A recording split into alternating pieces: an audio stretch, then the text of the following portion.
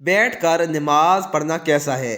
حضور نبی اکرم صلی اللہ علیہ وآلہ وسلم نے فرمایا، بیٹھ کر نماز پڑھنے سے اللہ تعالیٰ اس انسان پر بسم اللہ الرحمن الرحیم، نماز اسلام کے 5 ستونوں میں سے ایک اہم ستون ہے۔ نماز بدنی عبادتوں میں سب سے افضل عبادت ہے۔ مسلم اور کافر کے درمیان فرق کرنے والی چیز نماز ہے۔ اسلام کا شعار نماز ہے۔ یہ شیطان کے چہرے کو سیاہ کرتی ہے، مومن کے لیے باعث فخر ہے۔ نماز کے وقت اللہ تعالیٰ نمازی ہی کی طرف متوجہ ہوتا ہے۔ اللہ تعالیٰ انسان کو سجدہ کرتے وقت ہی سب سے زیادہ پسند کرتا ہے۔ جب انسان نماز کے لیے تیار ہوتا ہے تو جنت کے دروازے کھول دیے جاتے ہیں، اور نماز کی جانب جتنے قدم بڑھاتا ہے اس کے اتنے گناہ معاف کر دیے جاتے ہیں، اور اتنا ہی ثواب اس کے حق میں لکھ دیا جاتا ہے۔ جنگ میں ہو کوئی، چاہے دشمن کی تلوار کے سائے میں یا پھر دشمن کے ڈر سے اپنی جان بچا کر بھاگ رہا ہو، اس وقت بھی نماز کو قضا کی صورت میں ادا کرنا لازم اور فرض ہے۔ یہ اسلام کا فرمان ہے، اور نماز بے شک دارین کی سعادتوں کا ضامن ہے۔ یقیناً نماز ہر حال میں فرض ہے، کیونکہ نماز ہی ایک ایسی عبادت ہے جو دنیا میں تو ساتھ دیتی ہے، مر جانے کے بعد بھی قبر میں بھی ساتھ دیتی ہے، اور کل بروز قیامت آپ کی نماز آپ کے ساتھ ہوگی اور آپ کی شفاعت کرے گی اور کہے گی، یا اللہ یہ تیرا بندہ ہے جو دنیا میں نماز صحیح وقت پر صحیح طریقے سے ادا کیا کرتا تھا اور میری بہت قدر کیا کرتا تھا۔ رسول اکرم صلی اللہ علیہ وآلہ وسلم کی احادیث کی روشنی میں نماز کی فضیلت اور اس کی اہمیت کو سمجھتے ہیں۔ آقا دو جہاں، فخر کائنات، احمد مجتبی محمد مصطفیٰ صلی اللہ علیہ وآلہ وسلم کا ارشاد ہے، سلو کما رأیتمونی، کہ جس طرح میں نماز ادا کی اس طرح تم بھی نماز ادا کرو۔ دوسری جگہ ارشاد فرماتے ہیں، جس نے نماز ادا کی اس نے دین کو قائم کیا، اور جس نے نماز کو چھوڑا اس نے دین کو چھوڑا۔ بلا شبہ نماز مسلمانوں کی ذمہ داری ہونے کے ساتھ ساتھ عام طور پر اسلام کی سب سے اہم عبادت ہے، مگر نئی نسل نماز کے معاملے میں بہت کوتاہی برت رہی ہے اور نماز سے کوسوں دور نظر آ رہی ہے۔ تیسری جگہ حضور صلی اللہ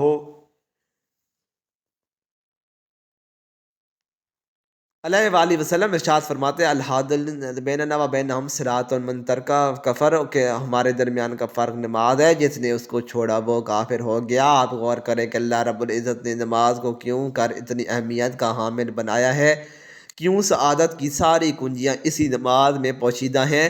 حبیب کائنات رسول صلی اللہ علیہ وآلہ وسلم فرماتے ہیں کہ بندے کے کفر اور ایمان کے درمیان جو چیز حائل ہے وہ نماز ہے، اگر کسی نے اسے چھوڑا تو دین سے خارج ہو گیا۔ اور ایک مرتبہ آپ نے فرمایا کہ جس نے نماز کا اعتبار نہیں کیا تو نماز اس کے لیے نور، روشنی اور نجات نہیں بنے گی، بلکہ وہ قیامت کے دن قارون، فرعون، حامان اور ابی بن خلف کے ساتھ ہوگا۔ رسول صلی اللہ علیہ وآلہ وسلم نے فرمایا کہ جو ہماری طرح نماز پڑھے، ہمارے قبلے کو مانے اور ہمارے ذبیح کو کھائے، وہ ہمارے ہی طرح ہے، اور ہمارے حقوق اس کے لیے بھی ہیں۔ نماز مسلمانوں کی دینی پہچان اور امتیازی نشان ہے۔ یہی وجہ ہے کہ قرآن و حدیث میں اس کی ادائیگی پر بہت زیادہ زور اور ترک پر وعید موجود ہے۔ بفرمان نبی صلی اللہ علیہ وآلہ وسلم، نماز کی دین میں وہی اہمیت ہے جو انسانی جسم میں سر کی ہے۔ مومن اور کافر کے درمیان امتیاز کرنے والی چیز نماز ہے، لہذا جس نے اسے چھوڑا اس نے کفر کیا۔ اس وعید سے اندازہ لگایا جا سکتا ہے کہ اسلام میں نماز کی اہمیت کیا ہے۔ جو چیز جس قدر اہم اور ضروری ہوتی ہے اس کی بجا آوری پر اجر و ثواب بھی اسی قدر زیادہ ملتا ہے۔ چنانچہ نماز کا ثواب بھی اس قدر ہے کہ انسان اس کا تصور نہیں کر سکتا، لیکن 5 وقتہ نمازوں میں فجر کی نماز کی اہمیت و فضیلت سب سے نمایاں ہے، اور اس کی ادائیگی پر اجر و ثواب بھی دیگر 4 نمازوں سے زیادہ ہے۔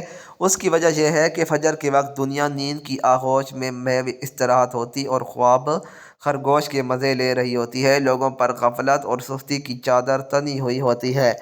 ایسے میں نرم گرم آرام دہ بستر کو چھوڑ کر اللہ کی اطاعت و محبت میں بارگاہ الہی میں سجدہ ریز ہونا پرمشقت اور نفس کو زیر کرنے جیسا مشکل کام ہے۔ اللہ تعالیٰ کی سنت یہ ہے کہ بندے کو جس نیکی کے کرنے میں مشقت زیادہ ہو اور نفس و شیطان سے لڑائی لڑنی پڑے، اللہ اس پر زیادہ اجر و ثواب عطا کرتا ہے، چاہے وہ کتنی چھوٹی ہی کیوں نہ ہو۔ حضرت عمر ایک بار نماز پڑھ رہے تھے، جب اس آیت پر پہنچے بلا شک شبہ تیرے رب کا عذاب واقع ہو کر رہے گا، اس کو کوئی دفع کرنے والا نہیں، تو اس قدر روئے کہ روتے روتے آنکھیں برم کر آئیں۔ صحابہ کرام فیضان رسالت سے براہ راست فیضیاب تھے، انہوں نے آن حضرت صلی اللہ علیہ وآلہ وسلم سے دین کے احکام امر کی تعلیم و تربیت پائی تھی، اور حضور کے اسوہ حسنہ کو اپنی آنکھوں سے دیکھا تھا۔ نماز کی حقیقت و اہمیت کیا ہے، اور نماز کے لیے خشوع و خضوع اور حضور قلب کس قدر روی ہے، ان چیزوں کا مشاہدہ صحابہ کرام نے حضرت صلی اللہ علیہ وآلہ وسلم کے عمل مشاہدہ میں کیا تھا۔ اس لیے صحابہ کرام کی نماز آن حضرت صلی اللہ علیہ وآلہ وسلم کی نماز کا پر تو عکس تھی۔ خضوع کسے کہتے ہیں اور اس کی عملی صورت کیا ہوتی ہے، اس سے صحابہ کرام اور خاصان خدا کی نماز اور عبادات میں دیکھا جا سکتا ہے۔ حضرت عمر رات بھر جاگ کر بڑے خضوع کے ساتھ نماز پڑھتے تھے۔ آپ نماز میں ایسی صورتیں پڑھتے جن میں قیامت کی ہولناکیوں کا ذکر یا خدا کی عظمت و جلالت کا بیان ہونا، اور ان چیزوں سے آپ اس قدر متاثر ہوتے کہ روتے روتے ہچکی بندھ جاتی۔ حضرت عبداللہ بن سداد بیان کرتے ہیں کہ میں پچھلی صف میں ہوتا تھا، پھر بھی حضرت عمر آیت انما اشکو بثی وحزنی الی اللہ، میں مصیبت اور اپنے رنج کا دکھڑا اللہ ہی کے آگے روتا ہوں پڑھتے، اور اس زور سے روتے کہ میں ان کی رونے کی آواز سنتا۔ نماز میں حضرت عمر کی گریہ زاری کا واقعہ کچھ شاذ نہ تھا، اکثر ان پر یہ حالت طاری ہو جایا کرتی تھی کہ چنانچہ حضرت امام حسن بیان کرتے ہیں کہ حضرت عمر ایک بار نماز پڑھ رہے تھے، جب اس آیت پر پہنچے بلا شبہ تیرے رب کا عذاب واقع ہو کر رہے گا اور کوئی اس کو دفع کرنے والا نہیں، اس قدر روئے کہ روتے روتے آنکھیں دم برم کر آئیں۔ ایک نماز میں آپ نے یہ آیت پڑھی، جب گنہگار لوگ زنجیروں میں جکڑے ہوئے دوزخ کی ایک تنگ جگہ پر ڈال دیے جائیں گے تو موت موت پکاریں گے۔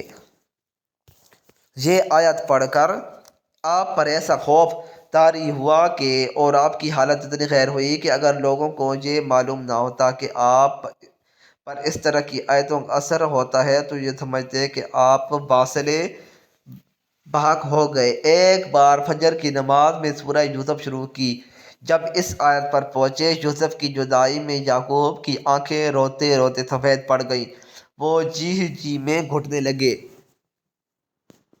تو زاروں قطار رونے لگے، یہاں تک کہ قرأت جاری رکھنا دشوار ہو گیا، مجبور ہو کر رکوع میں چلے گئے۔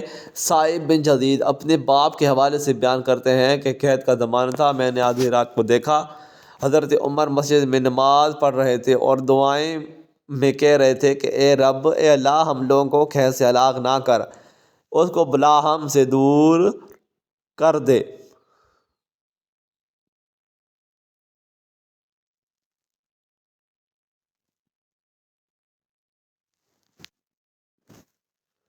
حضرت انس جب کھڑے ہوتے تو اتنی دیر کھڑے رہتے کہ لوگ سمجھتے کہ وہ بھول گئے، دو سجدوں کے درمیان بھی اتنی دیر لگاتے کہ لوگوں کا یہی خیال گزرتا۔ حضرت علی کے ایک شاگرد کا بیان ہے کہ ایک بار حضرت علی فجر کی نماز پڑھا کر دائیں جانب رخ کر کے بیٹھ گئے، آپ کے چہرے سے رنج و غم کا اثر ظاہر ہو رہا تھا۔ طلوع آفتاب تک آپ اسی طرح بیٹھے رہے، اس کے بعد بڑے تاثر کے ساتھ اپنا ہاتھ پلٹ کر فرمایا، خدا کی قسم، میں نے آن حضرت کے صحابہ کو دیکھا ہے، آج ان جیسا کوئی نظر نہیں آتا۔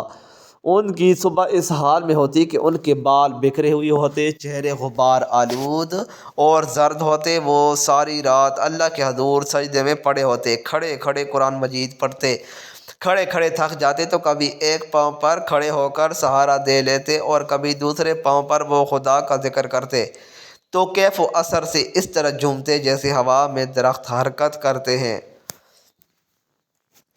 اور خوف خدا سے ان کی آنکھوں سے اتنے آنسو بہتے کہ ان کے کپڑے تر ہو جاتے تھے۔ ایک اب کے لوگ ہیں کہ غفلت میں رات گزار دیتے ہیں، وقت آتا تو حضرت علی کے چہرے کا رنگ متغیر ہو جاتا۔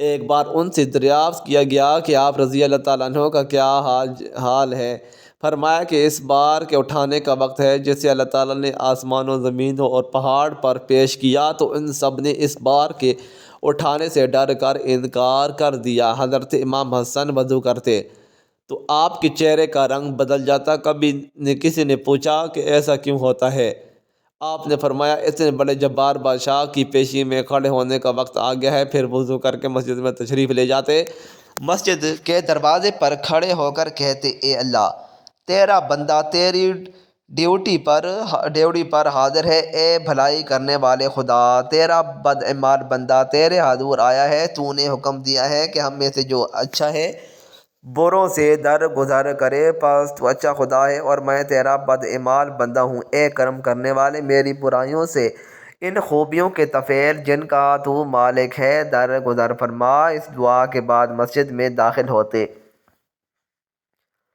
حضرت امام حسن کے اوقات کا اکثر حصہ عبادت میں بسر ہوتا تھا۔ ایک دفعہ حضرت امیر معاویہ نے ایک شخص سے حضرت امام حسن کی عبادت کی کیفیت دریافت کی تو اس نے بتایا کہ فجر کی نماز کے بعد طلوع آفتاب تک مصلی پر بیٹھے رہتے ہیں، پھر ٹیک لگا کر بیٹھ جاتے ہیں اور آنے جانے والوں سے ملتے ہیں، دن چڑھے چاشت پڑھ کر امہات المومنین کے پاس سلام کرنے کو جاتے ہیں۔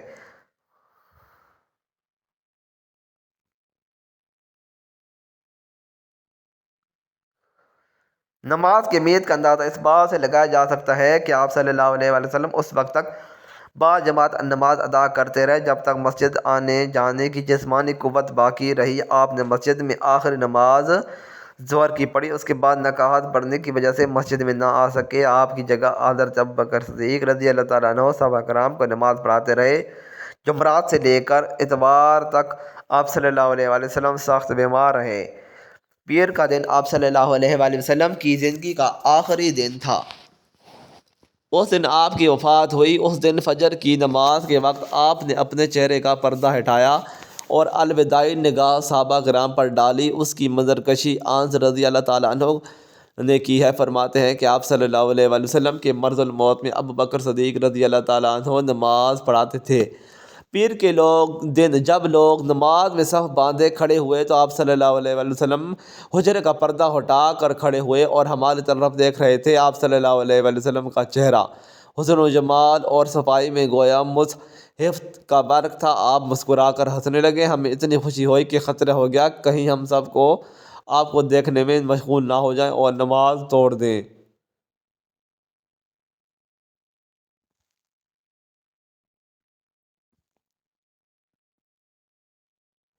انہوں نے سمجھا کہ نبی اکرم صلی اللہ علیہ وسلم نماز کے لیے تشریف لا رہے ہیں، لیکن آپ نے اشارہ کیا کہ نمازی پورے کر لو۔ پھر آپ نے پردہ ڈال دیا۔ اس دن آپ صلی اللہ علیہ وسلم کی وفات ہو گئی۔ بیٹھ کر نماز پڑھنا کیسا ہے؟ جو لوگ بیٹھ کر نماز پڑھتے ہیں وہ حضور اکرم صلی اللہ علیہ وسلم کا فرمان مبارک ضرور سنیں۔ واضح رہے کہ فرض، واجب، فجر کی سنت، بلکہ ایک روایت کے مطابق دیگر سنت موقوتہ کی نماز بھی کھڑے ہو کر پڑھنا فرض ہے۔ عذر اور مجبوری کے بغیر فرض اور واجب اور سنت موقوتہ کی نماز بیٹھ کر پڑھنے سے نماز نہیں ہوگی۔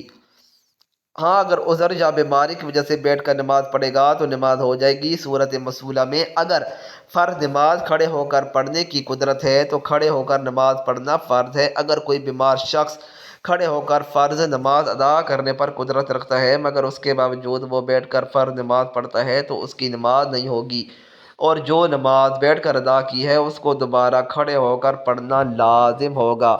البتہ اگر کوئی شخص کھڑے ہونے پر قادر نہیں لیکن رکوع اور سجدہ کرنے پر قادر نہیں، یا کھڑے ہونے پر اور رکوع کرنے پر قادر ہے لیکن سجدے کرنے پر قادر نہیں، تو اس نے کھڑے ہونے کی فرضیت ساقط ہو جائے گی۔ ایسا شخص بیٹھ کر اشارے سے رکوع اور سجدے کر کے نماز پڑھے اور سجدے کے لیے رکوع سے زیادہ سر جھکائے۔